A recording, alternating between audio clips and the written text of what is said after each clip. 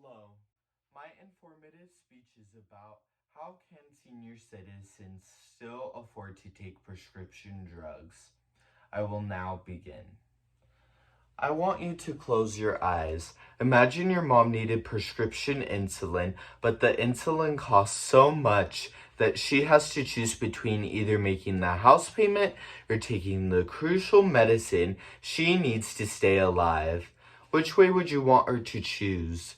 The more important question is, should she or anyone even be put in this position? The facts remain that people of all ages are skipping pills and crucial medicine because they can't afford their medication. According to a report featured in the Arizona Central, found out that Americans are paying 3 times what other countries currently pay for in the same medicine. One has to consider why. Why are drugs so expensive here in America?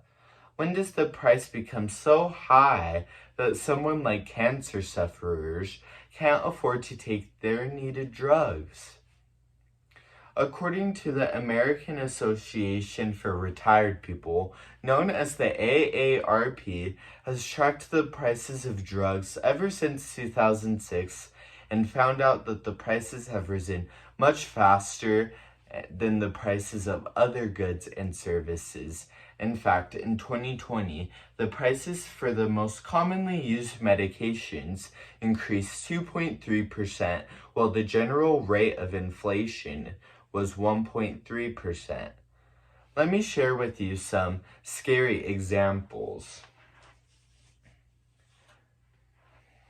This is visual number 1. You would be able to follow along with my visuals because I will be providing Google Slides.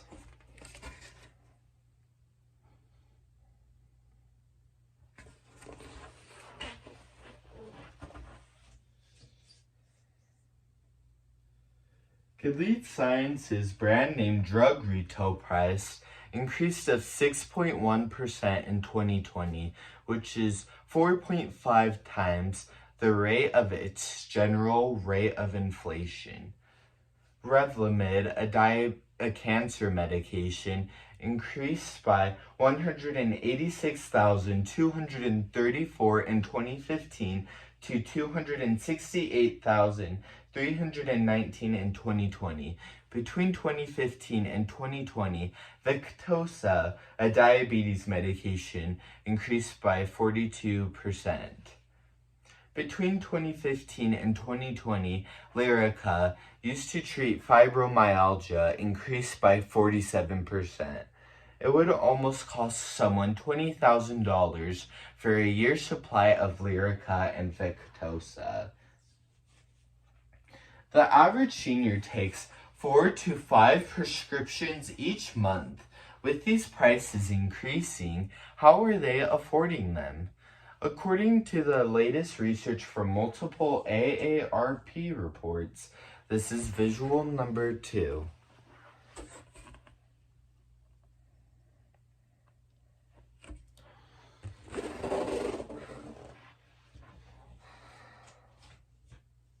The total retail prescription drug cost for the typical older American who takes 3 to 4 prescription drugs per month is $31,000 per year.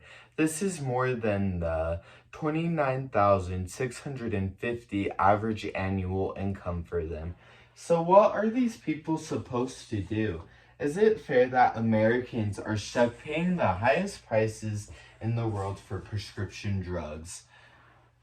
It is easy to see that many seniors could easily spend most of their Medicare on these prescription drugs. What is even more puzzling is how can these prescription drugs even work if people can't afford to take them?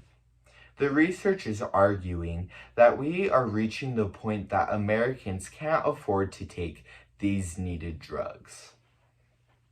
This is visual number 3.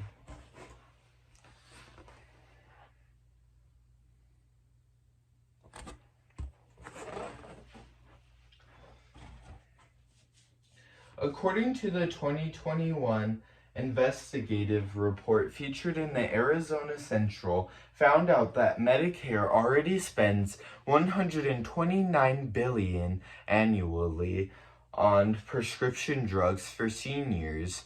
These skyrocketing drug prices increase overall taxpayer costs by billions of dollars. That also doesn't take into account the veterans and other services paid for as well. So who wins this battle and how? On one side, you have the AARP, who has renewed its campaign to convince local and state lawmakers to pass drug reform legislation. As part of its Fair Drug Prices Now initiative, AARP is urging Americans to urge their local lawmakers to pass drug reform legislation. The AARP also explains that nearly 250,000 people have so far reached out to their local lawmakers, urging them to pass drug reform legislation. On the other side, you have the powerful pharmaceutical companies who spend a lot of money on influencing politicians. This is visual number 4.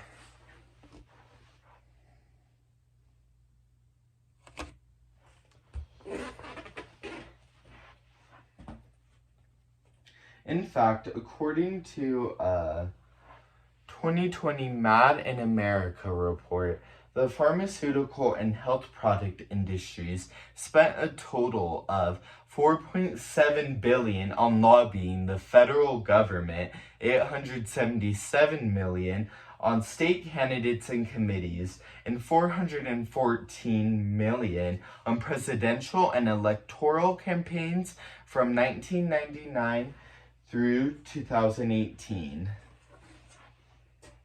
That is a lot of money they have spent on politicians that write and pass the laws that govern drugs. What is really interesting is the $4.7 billion being spent on lobbying and campaign contributions appear to be just a drop in the bucket for the pharmaceutical and health product industries. Would they be willing to spend even more to influence politicians? Especially when you realize these donations helped them generate $5.5 trillion in prescription drug sales during that 1999 through 2018 time span. If you're someone that needs prescription drugs, I know the research and information I have shared with you today is understandable, very scary, and without a clear resolution close. Let's pray and hope something works out soon. Thank you for your time.